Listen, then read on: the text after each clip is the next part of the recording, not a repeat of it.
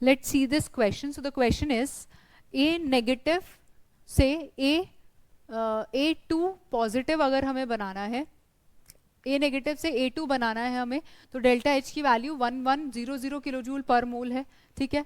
उसके बाद अब हमें क्या बनाना है, A से A2 पॉजिटिव अगर हमें बनाना है तो उसके लिए डेल्टा H की वैल्यू क्या है, 1200 है, ठीक है। तो अब हमें यहाँ पे इनिशियली क्या दिया हुआ है, अब हमको electron gain enthalpy of A is P into 10⁻²। अगर मैं A की बात करती हूँ इलेक्ट्रॉन गेन एंथैल्पी की, इलेक्ट्रॉन गेन एंथैल्पी यानी कि एक इलेक्ट्रॉन को हमें उसमें वैलेंस शेल में ऐड कराना है, तो एक इलेक्ट्रॉन को ऐड कराना है, तो जब एक एडिशनल इलेक्ट्रॉन आएगा तो ये बनाएगा A नेगेटिव, ठीक है। अब इसी के लिए जो डेल्टा H की वैल्यू है वो है P इंटू 10⁻² किलो जूल पर मोल, ठीक है। यहीं पे हमें क्या निकालना है, P की वैल्यू निकालनी है। सबसे पहले अब हम अपनी बाकी इक्वेशंस को देख लेते हैं, तो ये इक्वेशन तो हमें चाहिए। अब बाकी इक्वेशन को देखूं तो A नेगेटिव से हमने बनाया है, A नेगेटिव से हमने बनाया है A2 पॉजिटिव, यानी कि A नेगेटिव का मतलब इनिशियली एक इलेक्ट्रॉन इसके अंदर पहले ही हम ऐड कर चुके हैं, एक्स्ट्रा इलेक्ट्रॉन। अब मुझे वो इलेक्ट्रॉन भी निकालना है, ठीक है। वो इलेक्ट्रॉन जब मैं निकालूंगी तो A बन जाएगा, ठीक है। और उसके बाद 2 इलेक्ट्रॉन्स और एडिशनली निकालूंगी तो मेरा बन जाएगा A2 पॉजिटिव, क्लियर। तो इसका मतलब मुझे कितने इलेक्ट्रॉन्स निकालने होंगे, 3 इलेक्ट्रॉन्स मुझे निकालने होंगे।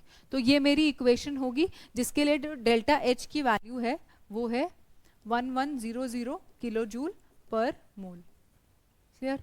अब क्या है, अब एक इक्वेशन है कि A से मुझे बनाना है A2 पॉजिटिव, ठीक है।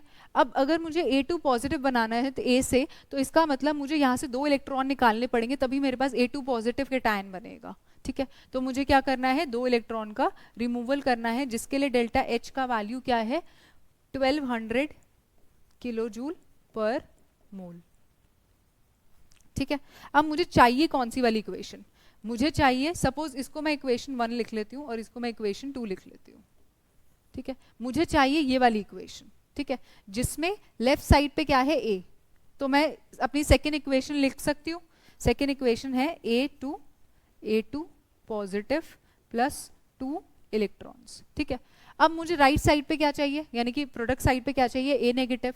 अब A नेगेटिव यहाँ पे रिएक्टेंट साइड पे है, तो अगर मैं इस इक्वेशन को रिवर्स कर दूंगी, ठीक है, तो इस इक्वेशन को अगर मैं रिवर्स कर देती हूँ तो जो मेरा रिएक्टेंट साइड पे वो प्रोडक्ट साइड पे चला जाएगा, यानी कि A नेगेटिव इधर आ गया और जो प्रोडक्ट साइड पे था वो रिएक्टेंट साइड पे आ जाएगा, A2 पॉजिटिव प्लस 3 इलेक्ट्रॉन्स, ठीक है।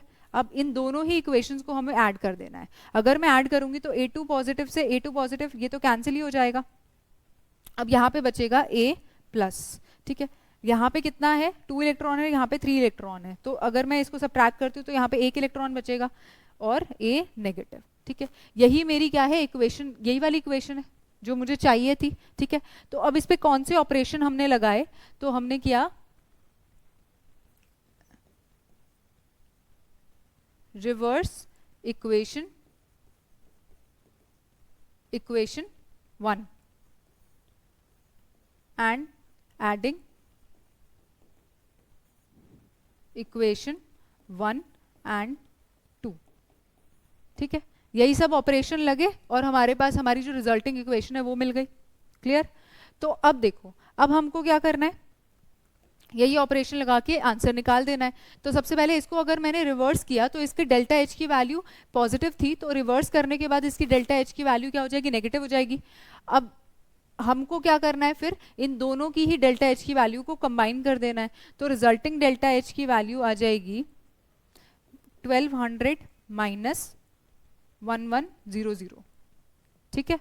तो डेल्टा H की वैल्यू क्या आ गई, ये आ गई 100, क्लियर, 100 किलो जूल पर मोल, ठीक है।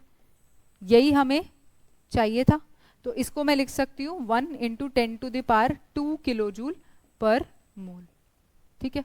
तो यहाँ पे जो P की वैल्यू है वो कितनी आ गई, 1। अगर मैं इसको कंपेयर करती हूँ तो P की वैल्यू आ गई 1, सो P इज इक्वल टू 1, ठीक है। और यही मेरा क्या है, करेक्ट आंसर है। सो 1 is the correct answer, clear.